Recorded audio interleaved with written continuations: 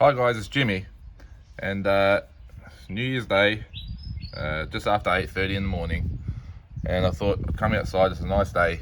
It's gonna be 27 degrees today, nice and balmy, and just before my family gets up, I thought I'm on my own. I'll just do a bit of a collection update.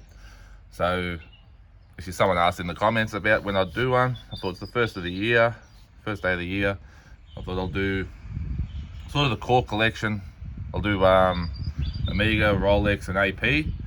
I've got other brands. I've got a few Tudors and all other different brands. But this is the core collection, so I thought I'll just do these.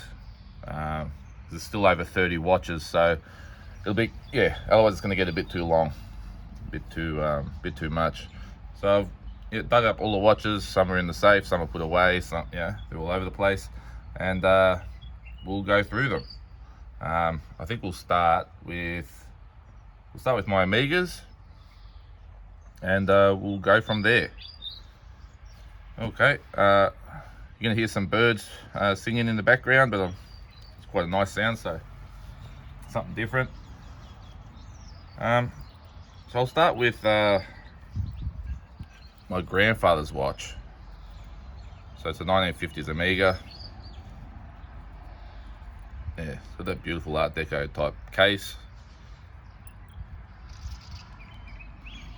Really like the lugs on this watch, that ribbing on the case, and just has a beautiful patina.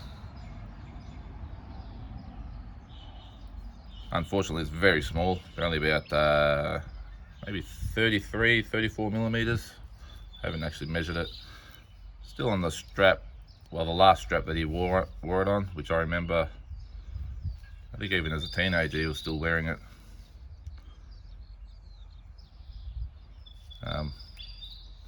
In the last of his years, he wasn't wearing it, but he wore it most of his life.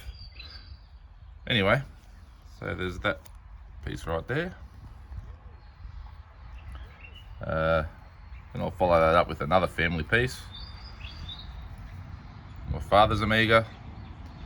So it's a Geneve, gold plated on a stretchy bracelet from the early 70s. He wore this a lot when I was a kid. He actually wore it on the farm. So you can see it's pretty heavily worn. And then he stopped wearing it, and like many people during the during the 90s and that, he just wore a quartz watch, like quartz divers, which was obviously a more suitable watch for the farm. But somehow this survived. Would have had a pretty hard life, being on the farm. I had it serviced. I probably shouldn't have. I did it back when I was only new to collecting. I trusted a dealer to get it serviced, and they swapped out the crown to a generic one. But you live, you learn. So there's that piece there. And I'm wearing my Rado. What we got here? So we've got a military piece, serial number to 1944 in the aluminium case, with fixed bars. I know Mark P will be watching. I'm pretty sure he's got the same watch, but mine here does not have the case back stamp, so that hurts the value a fair bit. Not 100% sure, but I remember doing research on them. I think some of the last of them, they never got the stamping. So anyway, really cool blued hands. Bit of reflection out here, sort of hard to pick up. There's that. We'll go into some vintage pieces, some more vintage. Actually, I don't have any new Amigas. Anyway, we've got this Seamaster Automatic from 1980. This one came with the original box, but no papers. But as you can see, it's very, very close to new old stock. Got a few handling marks on it. It was never worn. Just gorgeous. A lot of people like this watch. They're very attracted to it, and I can understand why. It's beautiful.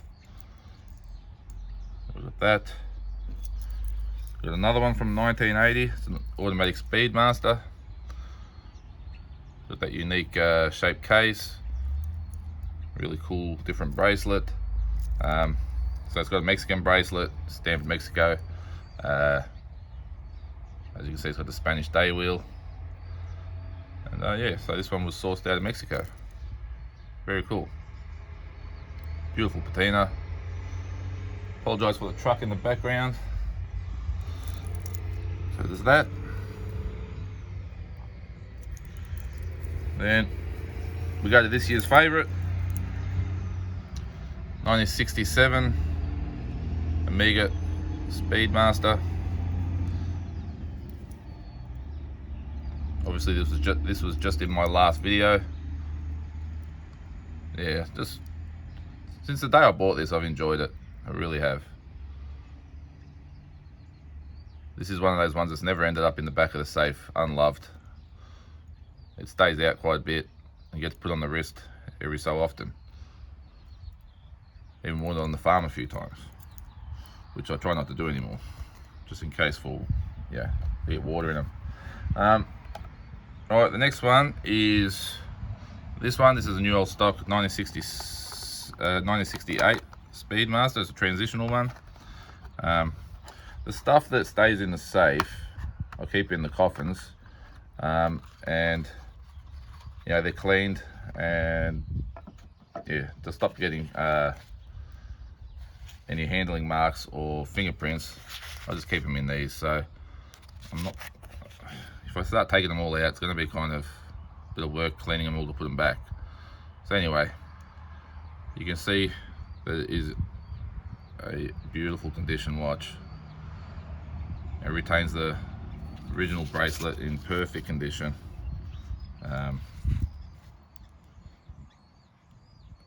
Yeah,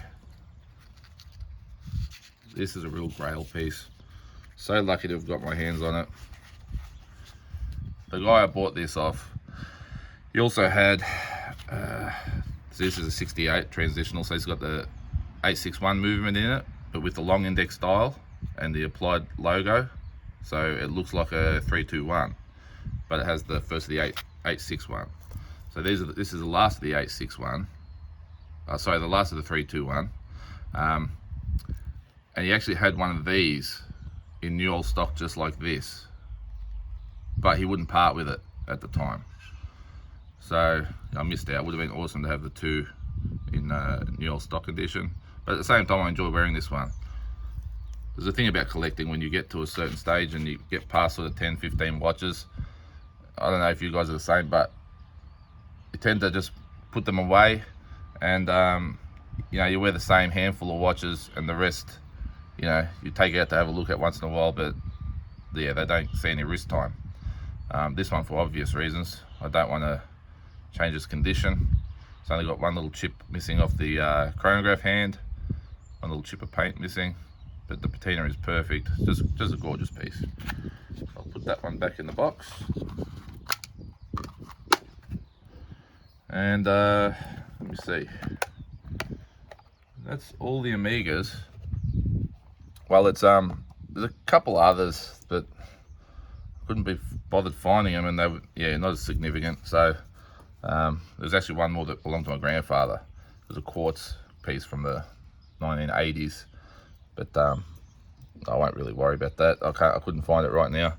Just trying to get everything together and get this done before everyone's up and around and looking for me. So that's the Amigas. All right, we're going to go into we'll go into Rolex. I'll just do it in whatever I grab first, I guess. We'll just, yeah, no particular order. The references I don't all remember off by heart, so I'll give you years on them, or references, or both, or whatever. So we've got the 36mm Rolex Explorer from 1999, so the Swiss only dial. Excuse me. And I was really surprised with this one. I thought it, you know, may have been polished and cleaned up, but the more I look at it, I've looped it quite a few times and played with it and everything. I've opened it up, and the hinge is very tight. It's not. I don't think it got worn very little. You can see the beveling. I don't think this has been polished. I think it's original. The bracelet is, for a hollow end link, it is super tight. So yeah, I think I scored a real gem here. So cool watch. Worn it a bit, and now because of the condition, I'm thinking, oh, I don't know if I should scratch it up. And we'll go to the first Rolex I bought my wife. So I bought her this piece here. So it's a 36mm Datejust with a silver dial. It's just on a oyster bracelet. But I got it was like a year old, fully stickered, never worn. And it was at a time when, I think it was a 2012 or 2013. Anyways, at a time when you'd have these at a big discount. So I got this brand new stickered full set for $5 grand. So we are talking Australian dollars, but $5 grand. Now these typically go around the $9,000 range. So I really scored with this. She wore it quite a bit for a few years, and this year it hasn't been worn at all. I don't know why she's not wearing it, but anyway, she's been going without wearing a watch for some reason. So there's that. There's this piece here. I bought this a year and a half or something. I think it was about a year and a half ago. Bought this for my son for Christmas. It's his birth year. It's 2004. He loves this to bits. I think it's his favorite piece. It was a full set, came with absolutely everything, and yeah, just a cool two-tone. I like two-tones. A lot of people knock them, but I mean, I've got plenty of stainless steel stuff and gold and whatever, but the two-tones, I think they're gorgeous. Look, gilt writing on that dial. It's beautiful. So that's his one, Christmas present. This one's my son's as well. I bought this, and then he showed a lot of interest in it, and I gifted it to him for his birthday. I'm thinking it was his birthday. And he cherishes it and really takes care of it. So it's a, yeah, it's the, why am I thinking deep sea? It's the Sea Dweller. So it's the single red Sea Dweller. I think it's from, what year did I get this? Late, I'm trying to think. It was either 2020 or 2019. I think it was the end of 2019. So yeah, so there's that piece there. Then there's my deep sea, which I usually daily wear. Absolute beast.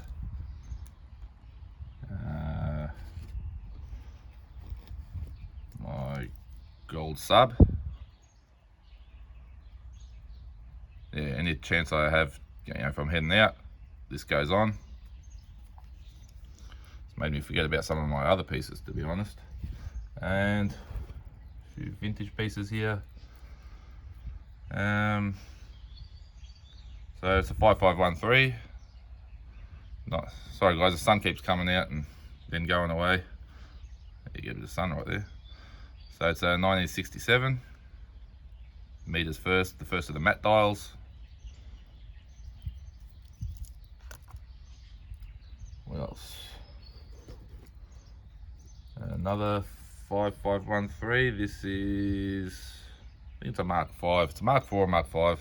Sometimes I forget. It's an 83. Gorgeous patina. The case has stayed nice and thick, which is awesome.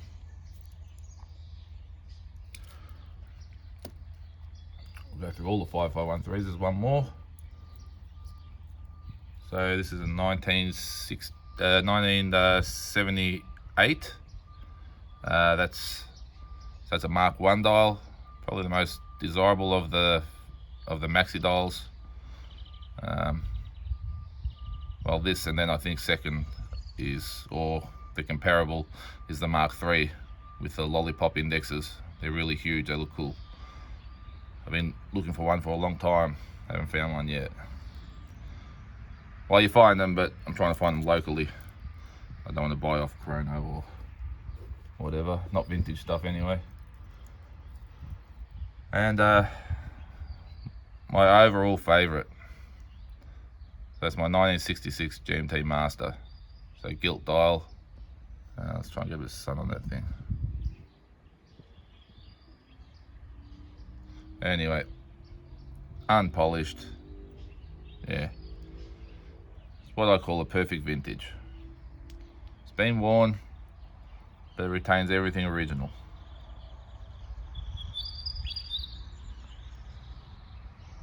See, the sun comes out and the birds go crazy. Anyway, better than being inside.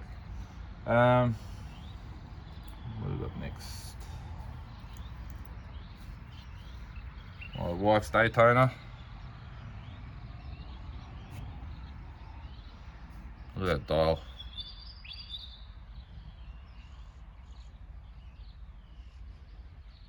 When I first got this watch for her in 2017, yeah, it's a gorgeous watch.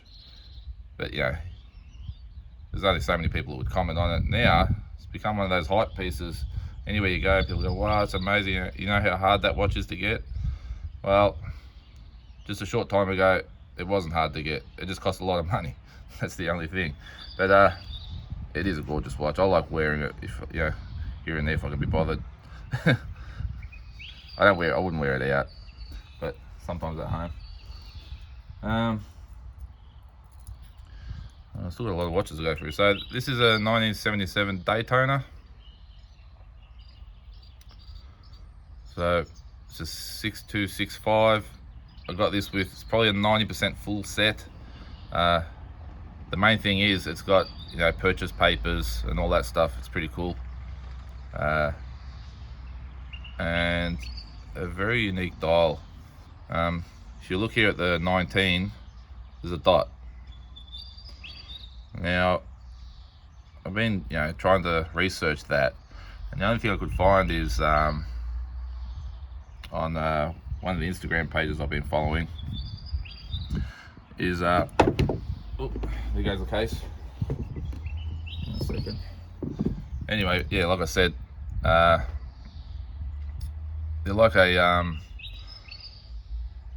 prototype dial.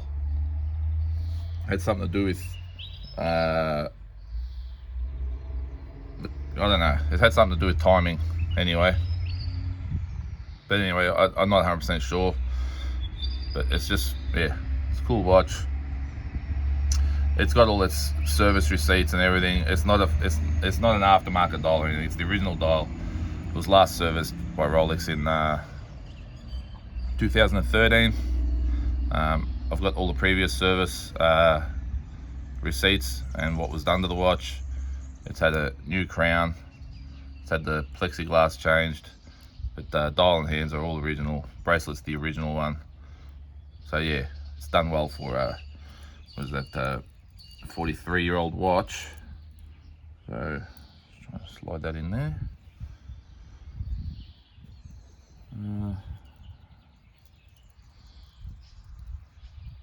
I think it's 16710, 2004 or 2005. The Coke. People are divided on this one. Some love them. Some people couldn't care less. I think it's interesting. That piece there, beautiful condition. It's been polished, but ever so sparingly. Here's a piece that I was really enjoying for quite a while. My Oyster Perpetual 41. I still enjoy it. It's just I could only wear it for so long on the farm. It was hard to, I use the bezels on the divers quite a lot during the day, and it's just hard to time things with this. You got to remember what time it was when you started, and when you're doing multiple things, timing multiple things, it gets kind of confusing. So yeah, so I gave it up. Just wear it here and there. Okay, what have I got now? Alright, these other ones have been just kept in the safe, so they're in the coffins. The thing I've been doing lately is trying to find new old stock pieces, especially if they're factory wrapped. So I've got a Sea Dweller here. So I think it was 2007. This model, yeah, I think this one was a 2007. It retains like 90% of its factory wrapping, so it's a real plum. Gorgeous piece. That's a gorgeous piece. And I didn't pay a lot over what you'd pay for a unwrapped one. And I think the reason is a lot of guys that's buying these models, well, they want to wear them. So this comes along and they go, well, I'm paying a small premium for a watch that all I'm going to do is peel the stickers and scratch it up. So I think they're good value. I think I'm giving you really good advice. They're good value because they can only ask so much premium on these pre-ceramics, because most people that are buying them would like to wear it. It's kind of hard, you know, spending money on these and then just sitting them in the safe. But that's what I like to do. I've got my collection I wear. I've got my vintage that I can wear, and then I've got these pieces that are just yeah, they're like time capsules. Anyway, this piece is not a time capsule, but I only wore it a bit at the start, and I don't know, I just don't wear it. So it's my pre-ceramic Daytona. It's the last of them. It's got the chromolite. I bought this in December 2015. Yes, and it was a celebration piece. It was the day. It was the day we moved into our new house. We waited a few years to build a house on the farm because we like to live on the farm. The day we moved in, I went to pick up the keys and went into the city and picked this up.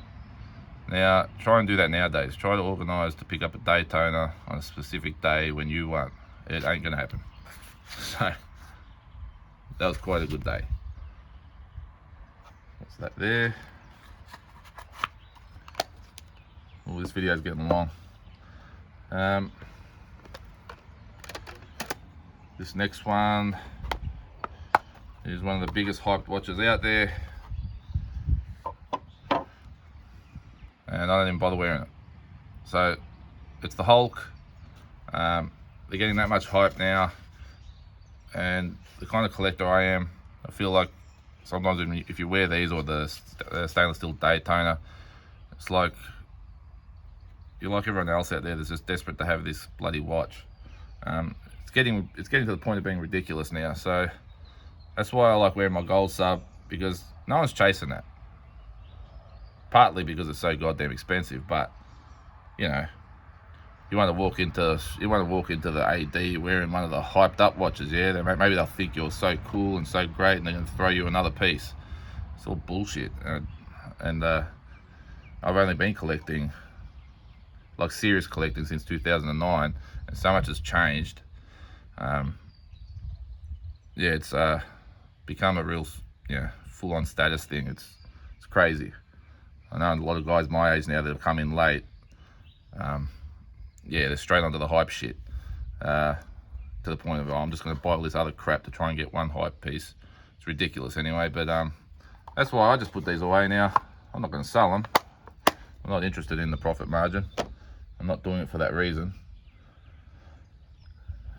Another hype piece, and I can't believe how crazy this one went.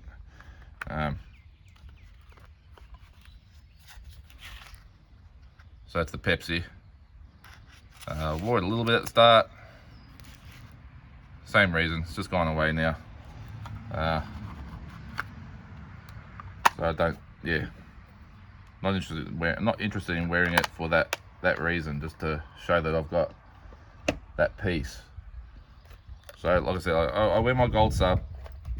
I'll wear an AP. anything. I mean, I'll wear this Rado out there because I've just got it.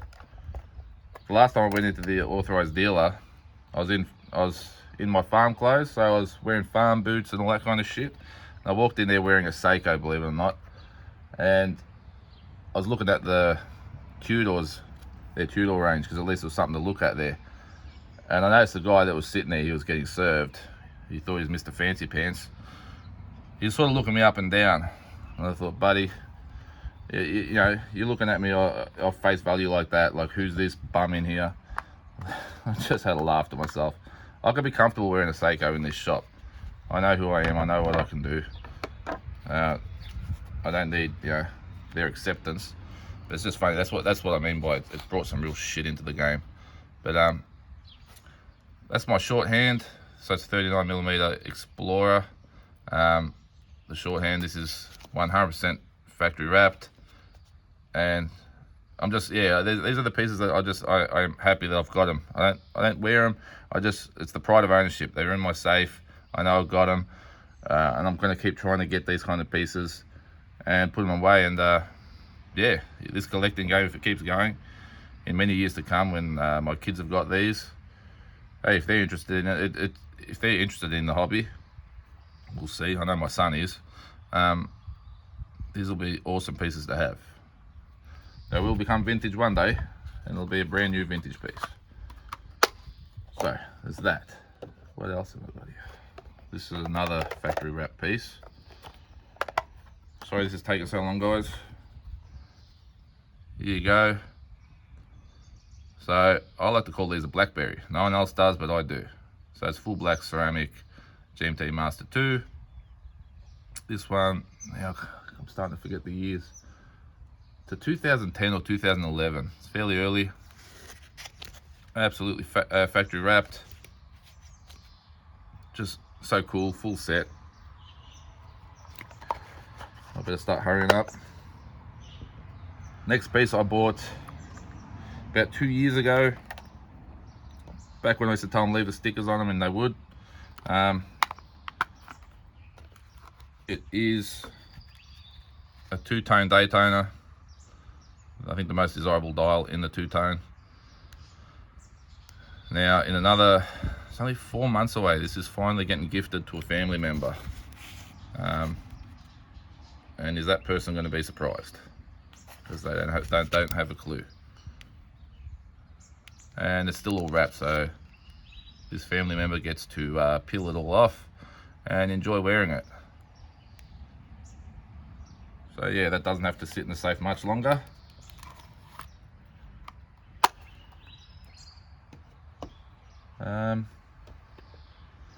That is all the Rolexes. I hope I haven't missed any. Oh yeah, there's one more Rolex that my brother's got at the moment. It's a 1680. So it's a 1972 1680 Submariner. And I've got an issue with that one. It's meant to be a red line, but it's got a service dial in it. But it's got the correct bezel, correct bracelet, everything else is correct. But I can't find a dial for it. And he's got a 1680 from the same year, a red line. It's got a service bezel and bezel insert, and it's got a service bracelet. So we're trying to work something out if he wants to harvest the parts off mine, because mine's not quite right. Yeah, he's considering that. So we'll see where that goes, because eventually I'm going to move that watch on. Because it's a bit scary buying the red dials. A lot of them are fake, and I even know dealers that have bought them and spent $6,000-7,000 buying them, and they're fake. So I'm not taking that risk. So we'll see what happens with that watch. Anyway, this is probably my favorite AP to wear. So it's the indigo blue, the Royal Oak offshore chronograph, 42mm on the cool blue strap. It's probably my loudest watch, and I think that's why I like wearing it. Red chronograph hands. It's a stunner. I love it. I love the ceramic pushes, ceramic crown. So much better than the earlier ones with the rubber over the top of them. Beautiful watch. Love it. Then we've got This is another really hyped up watch. It's discontinued now, but when I got it, you get them with a discount. Now they've gone crazy. So that's my 15400 silver dial, stainless steel, Royal Oak. So 41 millimeters, fits my wrist beautifully. I have worn this one a fair bit. Because they mark so easily, I just keep them in the coffins. It's better for the watch. So there's that piece. Can't believe what they're trading for now. Like I said, I got that with a discount. Only early 2016, I think I bought that watch. And then early 2017, I bought this anniversary piece.